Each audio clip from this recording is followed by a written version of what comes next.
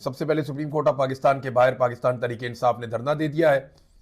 रात गए पाकिस्तान तहरीक इंसाफ ने वजीर आला खैबर पख्तूनख्वा ने अडयाला जेल के बाहर से धरना खत्म किया था। लगभग 2:30-3 बजे का वक्त था और फिर यह ऐलान किया था कि तमाम MNAs, MPAs और senators supreme court of Pakistan के बाहर पहुंचे और वहां पे आके धरना दे दें।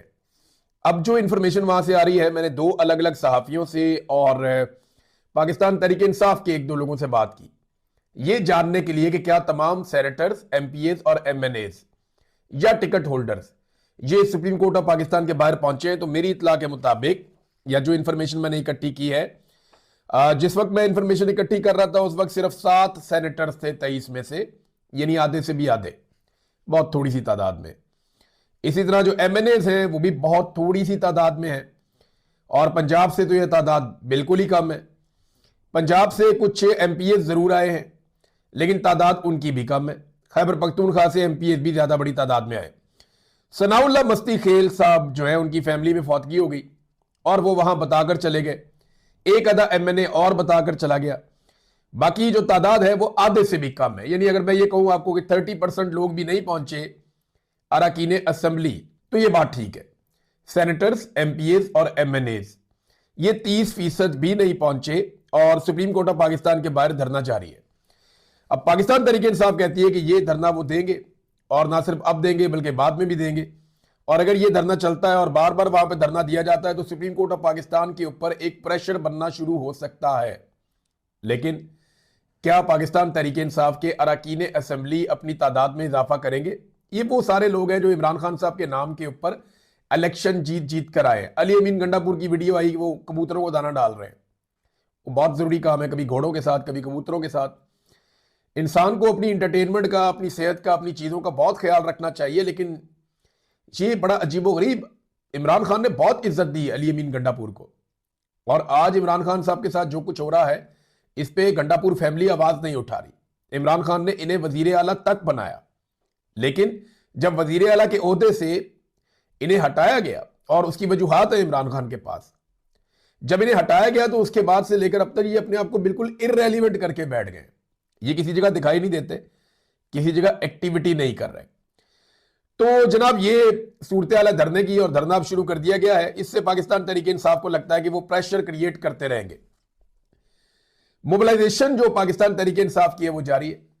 कल के दिन में सुहेल अफरीदी और उनके साथी अब स्वाबी के जिले में जा रहे हैं और यहां पे जो मोबिलाइजेशन का काम है या तहरीक को आगे बढ़ाने का काम है, स्ट्रीट मूवमेंट के हवाले से, ये उसमें जाएंगे। मैं आपको फिर एक बात कह रहा हूं और बार बार कह रहा हूं, ये बाद में सारे लोगों को झटका लगेगा ये हुआ क्या, तो मैं आपको पहले ही बता देता हूं कि हुआ क्या, कि पाकिस्तान तहरीक इंसाफ की सपोर्ट बहुत ज्यादा है, इमरान खान साहब की सपोर्ट बहुत ज्यादा है। लोग ग्राउंड पे जहां पे भी ये लोग जाते हैं बहुत बड़ी तादाद में आ जाते हैं, ये बहुत बड़ी हकीकत है।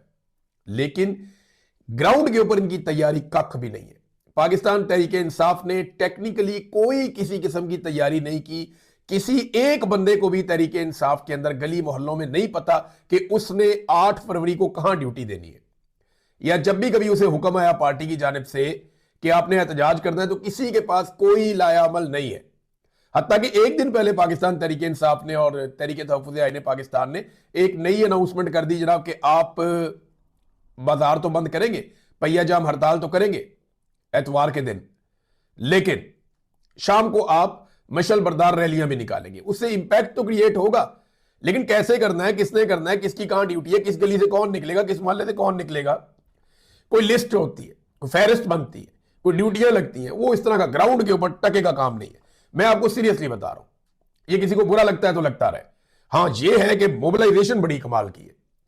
पाकिस्तान तहरीक इंसाफ को इस बात की दाद देनी चाहिए कि उन्होंने डाउन जाती हुई अपनी पॉपुलैरिटी को, या जो पाकिस्तान तहरीक इंसाफ को एक धचका लगा था, एक मायूसी थी कारकुनों में, उसको खत्म किया और एक दफा फिर पाकिस्तान तहरीक इंसाफ को और कारकुनों को उन्होंने ऑक्सीजन दी है, उन्हें दोबारा खड़ा किया। ये क्रेडिट नौजवानों की क़यादत को जाता है। लेकिन जो ग्राउंड के ऊपर प्रॉपर लॉकडाउन के लिए या पहिया जाम हड़ताल के लिए या मुल्क को बंद करने के लिए या हर चौक डी चौक के लिए कोई हिकमत अमली है, नारा जरूर है, लोगों को पसंद भी आ रहा है, लेकिन उसके लिए कोई ग्राउंड के ऊपर तैयारी, हिकमत अमली, प्लानिंग, मनसूबाबंदी कुछ नहीं है, वो नहीं है। अगर हर चौक डी चौक बनाना है तो हर चौक के अंदर एक आदमी को आपको सरपरस्त बनाना पड़ेगा कि इस चौक को डी चौक ये आदमी बनाएगा। किसी को पता ही नहीं है। बहरहाल ये अभी चीजें जो है इनमें टाइम भी पड़ा हुआ है, लेकिन 8 फरवरी सर पे आ गया है। मैंने आपको हकायक बताए जो एक्चुअली हकीकत है।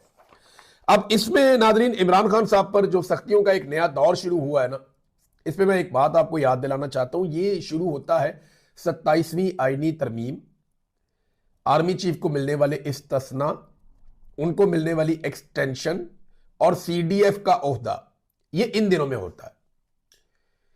ये इन चीजों में आपको याद होगा कटाई पड़ गई थी। हर तरफ खबरें भी आ रही थी कि सब कुछ अच्छा नहीं है शहरी इक्तदार में, तो ये हो गया तो वो हो गया। लोग खबरें दे रहे थे, उनका रद्द-ए-अमल भी आ रहा था। नवाज शरीफ साहब एक्चुअली मेन किरदार थे। इमरान खान ने नवाज शरीफ को मौका दिया और बार बार मौका दिया कि अगर आप करना चाहते हैं आर्मी चीफ तब्दील तो आप कर लें। अगर मुल्क को नॉर्मल करना है तो मुल्क को नॉर्मल करने की कोशिश कर लें। मैं फौज के साथ डील नहीं करूंगा, मैं आर्मी चीफ को सख्त तरीन बयान देकर यह साबित कर रहा हूं कि मैं उसके साथ खड़ा नहीं होऊंगा, डू इट। लेकिन नवाज शरीफ को ऐसा आर्मी चीफ नहीं मिलेगा।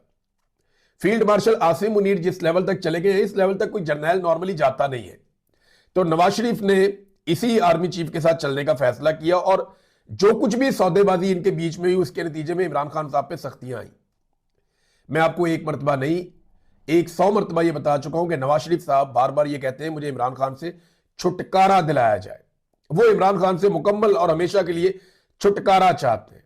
तो ये जितना जुल्म आज हो रहा है, ये जो कुछ भी आज इमरान खान साहब के साथ हो रहा है, इसमें खाली आप आसिम मुनीर को जिम्मेदार करार नहीं दे सकते। याद रखिएगा कि नवाज शरीफ इसके अंदर बराबर के शरीक है। उनकी ज़हनियत बदला लेने की, उनकी ख्वाहिश, और बदला किससे लेना है? नवाज शरीफ को एस्टेब्लिशमेंट में मारा, बदला वो इमरान खान से ले रहा है। तो इमरान खान ने तो नवाज शरीफ को निकालकर पाकिस्तान से बाहर भिजवाया था। नवाज शरीफ को तो इमरान खान का शुक्रिया अदा करना चाहिए इस मामले में। लेकिन मियां साहब की ज़हनियत ऐसे ही है, वो हमेशा ताकतवर को सलाम करते हैं, बड़े जूते को पॉलिश करते हैं, और पेशावरी चप्पल के ऊपर उन्होंने हमला कर दिया। तो मियां साहब बस यही है जो टोटल है। और मियां साहब जब बीमार थे ना अस्पताल में, बीमार भी नहीं थे बेचारे, जेल के अंदर उनके प्लेटलेट्स ऊपर नीचे किए जा रहे थे। तो मैं आज बयानात सुन रहा था, ख्वाजा आसिफ, एहसन इकबाल, शहबाज शरीफ, मरियम नवाज और पता नहीं कौन कौन से इनके रहनुमा हैं। मैं उनके बयानात सुन रहा था, इनके मुंह लमके होते थे, बॉडी लैंग्वेज ढिल्ली होती थी, बैठ के ऐसे जैसे मर्ग हो गई है। ये मियां साहब के रोजाना की बुनियाद के ऊपर जो है वो नोहे करते थे। बीमार हो गया, बाहर निकाला जाए, उनका अपना डॉक्टर है, उनके बेटों की बेटियों के सबके बयानात आ रहे थे। और जज गारंटियां मांग रहे थे कि नवाज शरीफ को कुछ हो गया तो क्या होगा। आज वही अदलिया और वही जजेस सिर्फ ये पता नहीं करवा पा रहे और इसके ऊपर जवाब नहीं दे पा रहे कि जनाब एक मरीज को जेल से आधी रात को निकाल कर ले जाया जाता और उसकी फैमिली को आगाह भी नहीं किया जाता और बताया भी नहीं जाता कि प्रोसीजर हुआ क्या और किस तरह हुआ। कोई चीज आगाह नहीं की जाती। इसके लिए जिम्मेदार कौन है? अदालत इसके ऊपर भी बात नहीं कर रही आज।